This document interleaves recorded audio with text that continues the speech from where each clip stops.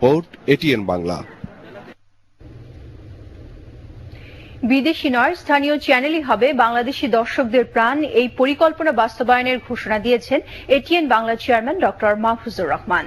তিনি জানিয়েছেন, বিদেশি চ্যানেল থেকে দর্শকদের চোখ ফেরাতে এটিএন বাংলা আরও নান্দনিক অনুষ্ঠান নির্মাণ করবে।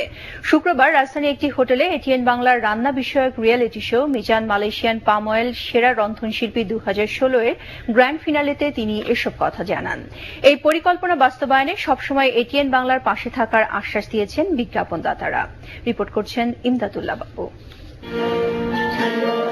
দেশ সেরা রন্ধনশিল্পী খুঁজে বের করার লক্ষ্যে প্রায় 4000 প্রতিযোগীর পাঠানো রেসিপি থেকে প্রাথমিকভাবে 49 জনকে নির্বাচন করা হয় দ্বিতীয় ধাপের জন্য।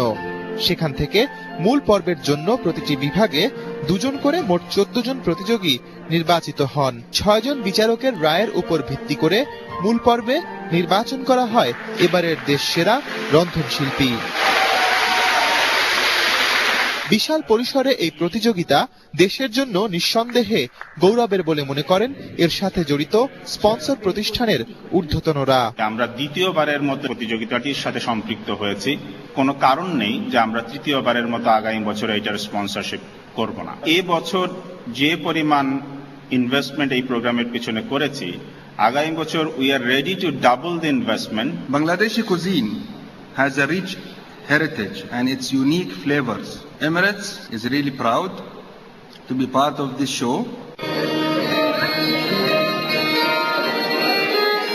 শুধুই বিনোদনমূলক অনুষ্ঠান হিসেবে নয়, প্রতিযোগিতার মাধ্যমে তৈরি বাহারি স্বাদের দেশীয় খাবারে শৈল্পিক রূপ দিয়ে তা সারা বিশ্বের কাছে পরিচিত করতে চান এর আয়োজকরা।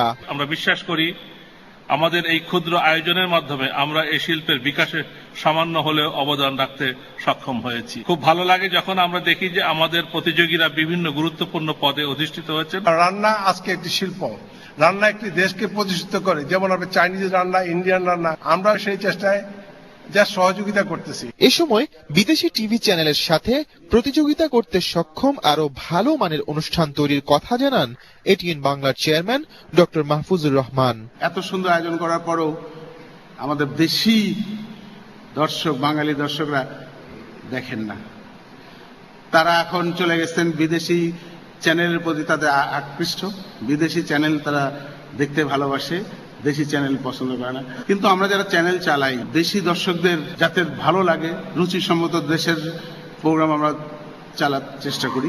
এটিএন বাংলা চেয়ারম্যান হিসেবে আপনাদেরকে আশ্বাস দিতে চাই, বিদেশি রান্নার প্রোগ্রাম যাতে আর না দেখতে হয় সেই চেষ্টাই আমরা করব, এবং আমরা অনেক উন্নত মানের প্রোগ্রাম আপনাদেরকে উপহার দেব বলে আশা রাখি। এজন্য দর্শকদেরও বাংলাদেশি চ্যানেলগুলোর সাথে থাকতে আহ্বান জানান তিনি। আশা করব আগামীতেও আপনারা এই জাতীয় প্রোগ্রাম দেখবেন, এবং শুধু দেখা না, এখানে শেখারও অনেক কিছুই আছে। জমকালো এই গ্র্যান্ড ফিনালের অনুষ্ঠানটি আগামী 29 নভেম্বর রাত 8:40 এটিএন বাংলায় প্রচারিত হবে। ইমদাদুল্লাহ বাবু, এটিএন বাংলা, ঢাকা। সংবাদের পর্যায়ে রূপালী ব্যাংক বিরতি, আর বিরতির পর থাকছে রামপাল বিদ্যুৎ কেন্দ্র বাতিলের দাবিতে 26 জানুয়ারি